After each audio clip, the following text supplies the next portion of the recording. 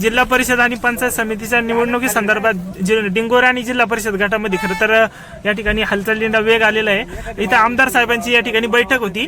एकंदरीत तुम्ही पण या बैठकीला आणि आम्हाला असं समजतंय तुम्ही देखील या ठिकाणी जिल्हा परिषदसाठी उमेदवार घरातून देणार आहात, काय सांगाल आपण? नमस्कार। होऊ घातलेल्या 2026च्या जिल्हा परिषद पंचायत समिती निवडणुकांसंदर्भात आमचे सर्व पक्षश्रेष्ठी आणि ह्यांनी आज इथे डिंगोरेमध्ये एक बैठक घेतली। त्या बैठकीमध्ये असं ठरलं की दोन्ही राष्ट्रवादी एकत्र लढणार आहे, दोन्हीचं मनमिळावपणा झालेला आहे। फक्त राहिला विषय आता कार्यकर्त्यांचा, तर जे पक्षश्रेष्ठी ठरवतील त्याच उमेदवाराला ते तिकीट देतील, त्याचं आम्ही सर्व मिळून काम करू। एकंदरीत समजा तुम्ही देखील बॅनरबाजी केलेली आहे, बऱ्याच ठिकाणी बॅनरबाजी केलेली आहे आणि तुम्हाला जर उमेदवारी जर नाही भेटली तर याच्या संदर्भात तुमची पुढची भूमिका काय असणार? नाही, विषय असा आहे की राष्ट्रवादी काँग्रेस पक्ष हा एक परिवार आहे, त्या परिवारामध्ये सर्वांना समान अधिकार दिलेला आहे। उद्या मला जरी तिकीट नाही भेटलं तरी मी तेवढ्याच जोशाने दुसऱ्या उमेदवाराचं काम करेल, कारण की मी बेनके परिवारांचा निष्ठ आहे आणि मी अजितदादांचा निष्ठावान आहे। त्याच्यामुळे मला जर तरचा विषयच नाहीये।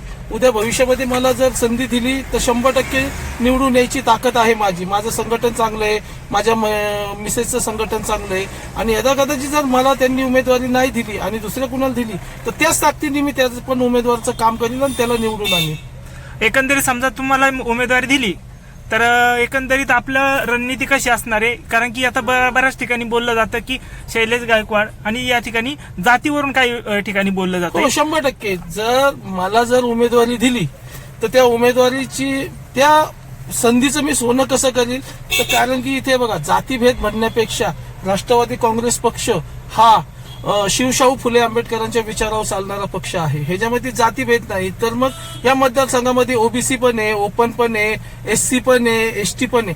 आता हा मतदारसंघ एसटी कास्ट साठी सुटलेला आहे। तर कास्टच्या जर ह्या डिंगोरे उदापूर मतदारसंघामध्ये जर जातीचा विषय जर येत असेल तर मग शैलेश गायकवाड कुठल्याच गोष्टीत ऐकू शकत नाही।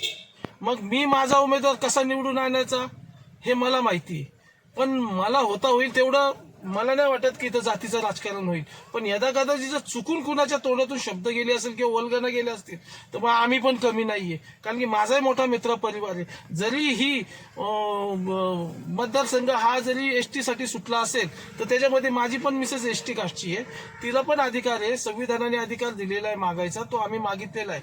आणि जर असं जर कोणी दुसरा वल्गना करत असेल तर मग ह्या मतदारसंघामध्ये जे ओपन कास्ट मराठा आहे ते निर्णायक मतदार आहे आणि ते सदैव माझ्या पाठीशी उभे राहिले। माझं त्यांच्याशी चांगलं मैत्रीचं नातं आहे। इथे ओबीसी समाजाचं मतदान आहे, ते पण माझे चांगले मित्र, ते पण निर्णायक मतदान आहे।